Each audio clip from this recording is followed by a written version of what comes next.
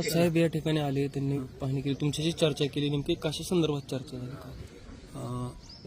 आपल्याला माहिती आहे की अस्थिविसर्जनानंतर आता दशक्रियाविधीचा साधारणपणे वेळ येणार आहे आणि मग त्याच्या तदनंतर आपल्याला अजितदादांचं उचित स्मारक या परिसरामध्ये करायचं आहे. ते नेमकं कुठं करायचं, काय करायचं, नंतर पुढचे किती तारखेला एकत्रपणे बसायचं सर्व विद्याप्रतिष्ठानच्या विश्वस्तांनी, त्या अनुषंगाने साहेबांनी थोडी चर्चा केली. कारण मला त्यांनी एकदम बाहेर आल्यानंतरच फोन केला की मी असं येतोय.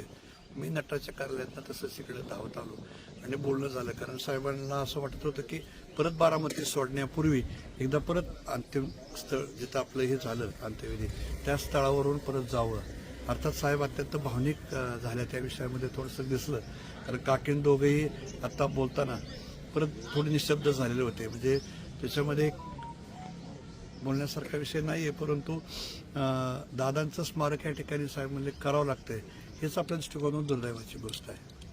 काल चर्चा झाली पवार कुटुंबाची, यांची एक बैठक पार पडली, पवार बी त्या ठिकाणी होते, तुम्ही बी होतात, नेमकी काय चर्चा झाली त्या ठिकाणी? नाही, सांगितलं ना की दादांची अंतिम इच्छा जी आहे ते सर्व पवार कुटुंबियांनी एकत्र येऊनपणे पूर्ण करायची आहे. आणि त्याच्यावर पार्थ पवारांनी सकारात्मक सांगितलं की हो मी पण त्या गोष्टीला बांधील आहे म्हणून. दादा कशाच प्रकारचं स्मारक असेल काय? नाही, अजून काय प्राथमिक हे नाही, परंतु कसं आहे की आपल्याला माहिती आहे की बारामती परिसराचा दादांनी जो विकास केला याच्यामध्ये प्रत्येक वेळा दादांचं काय होतं विजन की एक नाविन्यपूर्ण कुठली वास्तू उभा करायची.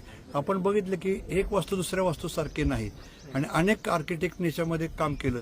तशाच स्वरूपामध्ये दादांच्या बरोबर काम करणारे अनेक आर्किटेक्ट आहेत, कन्सल्टंट आहेत, त्यांना सगळ्यांना एकत्र बोलावं, त्यांच्यामध्ये विषय आपला द्यावा व त्यांच्याकडनं डिझाईन्स मागून मग त्याच्यामध्ये सर्व प्रमुख मंडळींनी एकत्र बसून करावं. परंतु बारामतीमध्ये जे काही वास्तू उभा राहिल्यात त्याच्यापेक्षाही हे सरस या ठिकाणी झालं पाहिजे या मताचा व्यक्तिगत मी आहे.